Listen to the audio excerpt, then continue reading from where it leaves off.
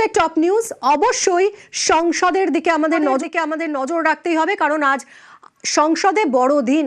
প্রশ্ন ফাঁস রোধে বিল নিয়ে আলোচনা, নিট বিতর্কে আজও সরগরম হতে পারে সংসদ। সরাসরি কথা বলবো, মৈত্রেয়ী আমার সঙ্গে কথা বলবো।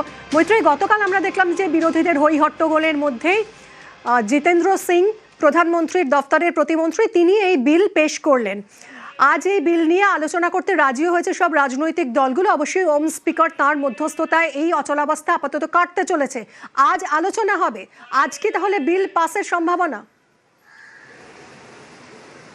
মিমি, একেবারেই দেখো, বিল পাশের আজকে একটা বড়সড় সম্ভাবনা রয়েছে। গতকাল অনেক রাত পর্যন্ত, রাত 11টার পরে পর্যন্ত কিন্তু এই যে সওয়াল জবাব এবং যে বিরোধীদের যে আলোচনা, সেই আলোচনা চলে এবং আজকে বেলা 12টার পর থেকে ফের আলোচনা শুরু হওয়ার কথা রয়েছে। এবং আজকে লোকসভার বিরোধী দলনেতা রাহুল গান্ধী তিনি বক্তব্য রাখতে পারেন, তেমনটাই এখনো পর্যন্ত সূত্র মারফত আমরা জানতে পারছি। এর পাশাপাশি সরকারের তরফ থেকে যে জবাবি ভাষণ হয়, সেই জবাবি ভাষণের পর আজই লোকসভায় এই বিল পাশের সম্ভাবনা রয়েছে। অন্যদিকে রাজ্যসভায় বন্দে মাতরম বিল নিয়ে আলোচনার জন্য সেটি নথিভুক্ত রয়েছে, কিন্তু এখনো পর্যন্ত বিরোধীদের যা মনোভাব দেখা যাচ্ছে তাতে কিন্তু মনে হচ্ছে যে রাজ্যসভাতেও বিরোধীরা এই নিটের প্রশ্নপত্র ফাঁস ইস্যুতে তারা তাদের আন্দোলন চালিয়ে যাবেন। এবং বিরোধীরা স্পষ্টতই তারা জানিয়ে দিচ্ছেন যে রাজ্যসভায় আলোচনা নিটের প্রশ্নপত্র ফাঁস এবং গত 20 তারিখ পুলিশের যে জোর খাটানো, বল প্রয়োগ করা, তার বিরুদ্ধে তাদের যে আন্দোলন সেটা তারা সংসদে চালিয়ে যাবেন। মিমি, ধন্যবাদ মৈত্রেয়ী। নজর আজ অবশ্যই সংসদে, কারণ আজও বড় দিন। প্রশ্ন ফাঁস প্রতিরোধে বিল নিয়ে আলোচনা, নিট বিতর্কে আজও সরগরম হতে পারে সংসদ।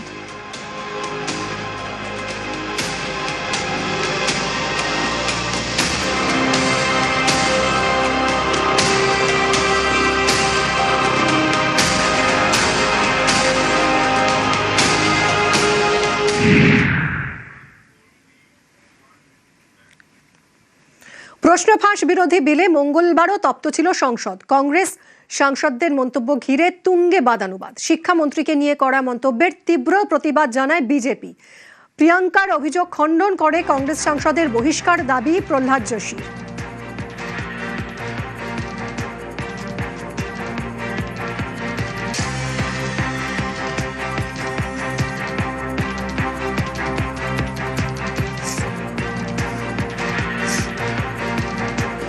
प्रधानमंत्री महोदय जी ने नया शिक्षा मंत्री चुना।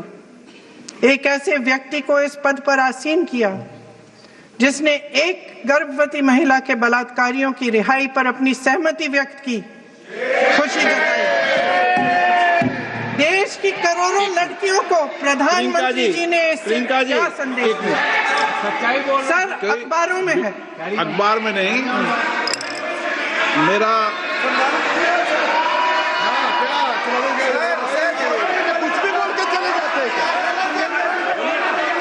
अभी हमारे वर्तमान नए शिक्षा मंत्री को जो उन्होंने टिप्पणी की, कैरेक्टर असैसिनेशन है एक तरीके से संसद में। डिबेट से पहले आपने अपील किया कि संसद में डिबेट का स्तर को नहीं गिराने चाहिए। उनके पार्टी के वो सीनियर लीडर है, जिम्मेदारी के साथ बोलना चाहिए। अगर पूरा ऑथेंटिकेट नहीं कर सकते हैं तो मैं ये मानता हूं कि उनको क्षमा मांगना चाहिए सदन से। এরপরে তীব্র প্রতিবাদে সরব হন শিক্ষামন্ত্রী। প্রিয়াঙ্কা গান্ধীকে ক্ষমা চাওয়ার দাবি, সাংসদকে বহিষ্কারের দাবিও জানান প্রহ্লাদ যোশী। प्रियंका जी को ऑथेंटिकेट करना चाहिए और जो मिस इन्फॉर्मेशन कर रहे हैं, नहीं तो मिस इन्फॉर्मेशन के लिए कार्रवाई करना चाहिए। सर, ये क्या कुछ भी बोल के चल सकता है क्या? और procedure for the minister the correcting the mistake 114 में अगर वो आपने जो रूल का जिक्र किया 353 में, मुझे कोई नोटिस नहीं दिया है, मैं इधर प्रेजेंट हूँ और मैंने ऐसा कैसे बिना ऑथेंटिकेशन बोल सकते हैं मुझे बिना नोटिस दिए हुए? इसलिए मैं इसको खंडन करता हूँ और उसको एक्सपेल करना चाहिए और उनको माफी मांगना चाहिए। বোনকে সমর্থন বিরোধী দলনেতা রাহুল গান্ধীর, শিক্ষামন্ত্রীকে তীব্র আক্রমণ কংগ্রেস সাংসদের। Who, after all these young people were protesting about the education system, And so many girls, and so many girls are protesting, they've been beaten, they've been thrashed. The BJP puts a man who is a defender of rapists. That's the most filthy type of man. There can be no filthier man than somebody who says that rapists need protection.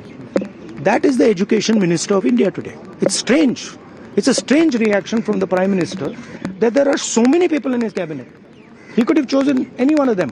But he chooses a person who protects rapists. It's quite amazing.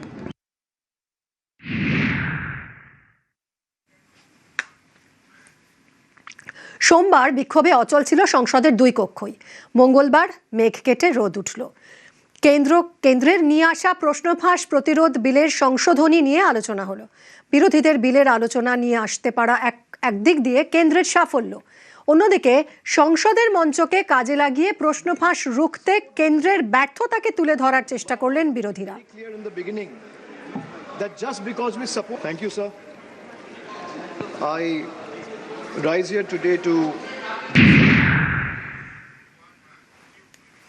তৃণমূলের অভিষেক বন্দ্যোপাধ্যায় বিলকে সমর্থন জানালেও কেন্দ্রকে দোষারোপ করার সুযোগ হাতছাড়া করেননি।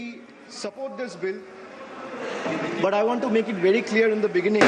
We support this bill, but support for this bill cannot be a substitute for accountability. A stronger law is necessary, yes, but by itself is not sufficient. The bill that is being discussed is not a solution. Rather, this bill is an admission.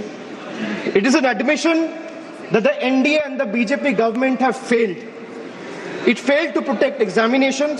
After the failure exploded across the country, it wants Parliament to believe that increasing punishment will erase 12 years of incompetence. Well, it will not. So paper leak after leak, exam cancellation after exam cancellation, student pushed into depression. Paper leaks in today's India has become a pattern. It has become a system. And when the same failure repeats itself year after year, it ceases to be an incident or an accident. It becomes a system. The government is so competent, then why can't it secure a sealed question paper? You say you can monitor satellites. The government say it can track missiles. The government say it can defend cyberspace. Yet somehow, sir, confidential examination papers seem to be travel faster than the government can detect them. If a question paper requires the level of protection normally reserved for matters of national security, what does that tell us about the examination system? It tells us that the problem is no longer the paper. The problem is government's inability to protect it. অভিষেক বন্দ্যোপাধ্যায়ের কথা শুনে কে বলবে পশ্চিমবঙ্গে তার দলের সরকার শিক্ষায় নিয়োগ দুর্নীতিতে ক্ষমতাচ্যুত হয়েছে? সাদা ওএমআর শিট জমা দিয়ে চাকরি পাওয়ার ঘটনা ঘটেছে এ রাজ্যে। কংগ্রেসের গৌরব গগৈও বিল নিয়ে বলতে গিয়ে কেন্দ্রের সমালোচনা করার সুযোগের সদ্ব্যবহার করেছেন। ये सिर्फ एक दिखावा का बिल है। आज से 2 साल पहले ये बिल लाया गया था, public examinations prevention of unfair act 2024। उस समय में भी ये नीट के 2024 के परीक्षा को लेकर पूरे देश भर में लोगों के मन में व्यापक चिंता थी। उस समय में भी सरकार ने इस बिल का इंट्रोडक्शन करते हुए ये कहा कि ये बहुत ही एक ऐतिहासिक कदम है और इससे शिक्षा विभाग सुधरेगा और इससे परीक्षा में जो पेपर लीक होते हैं अब नहीं होगा, अब किसी का साहस नहीं होगा। तो जो 2024 के नीट यूजी जो चार्जशीट हुए थे, 45 में से 44 को बेल मिल चुका है। जो मूल व्यक्ति है संजीव मुखिया, 11 महीने तक वो फरार था। अप्रैल 2025 में वो फाइनली उसका गिरफ्तार हुआ और फिर उसको बेल मिल गया। 6/2025 एक दूसरे व्यक्ति रंजीत कुमार बरुआ जो करियर एकेडमी एजुकेशन ट्रस्ट के चेयरमैन है, वो बेल।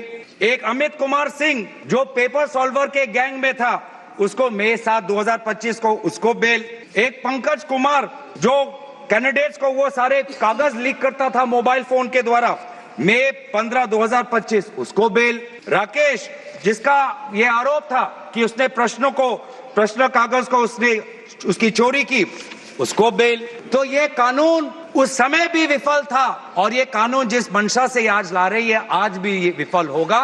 ये कानून आपकी विफलता का स्मारक है। বিলের পক্ষে বলতে উঠে কেন্দ্রীয় মন্ত্রী অবিজেপি শাসিত কোন রাজ্যে কবে কি পরীক্ষা দুর্নীতি হয়েছে কৌশলে তার ফিরিস্তি দেন। 2009 Railway Recruitment Board, 2011 All India Engineering Entrance Examination, 2012 AIMS New Delhi Entrance Paper Leak, 2013 Maharashtra Secondary Certificate Examination, 2010 B.Ed Entrance Examination Uttar Pradesh, 2012 Tamil Nadu Public Service Commission, 2009 West Bengal Joint Entrance Exam। और इसलिए ये सोचा गया कि overall public examinations को लेकर के एक व्यापक सामूहिक व्यवस्था विधेयक लाया जाए। भारत सरकार में 4 प्रमुख रिक्रूटमेंट एजेंसीज हैं, UPSC, staff selection commission, railway recruitment board और इंस्टीट्यूट ऑफ बैंकिंग पर्सोनल। और इसी तरह से हायर एजुकेशन एडमिशंस के लिए नेशनल टेस्टिंग एजेंसी, उसका गठन भी 2017 में किया गया था इसी सरकार द्वारा।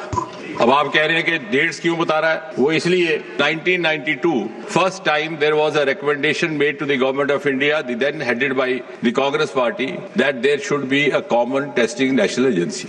It was 1992। Then in 2010 during UPA rule, there was again a committee which suggested, I don't know why this was not given due consideration, for whatever reasons and for whatever interests. So I think you must compliment Prime Minister Modi and this government. It has finished an unfinished task which you should have accomplished.